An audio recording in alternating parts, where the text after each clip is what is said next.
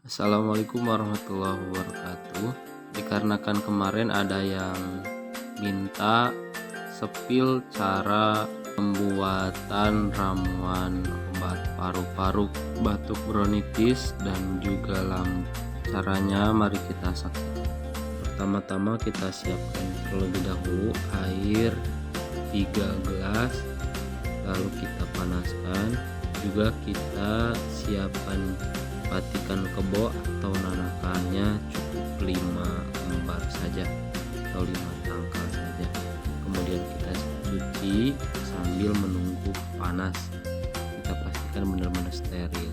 Nah, setelah panas langsung kita tuangkan saja patikan kebonya ke dalam, lalu kita tunggu sampai benar-benar panas hingga airnya menyurut, yang tadinya 3 gelas menjadi 2 gelas, atau bisa teman-teman yang tadinya 2 gelas jadi 1. Lalu kita tuangkan ke gelas dan kita tunggu sampai hangat.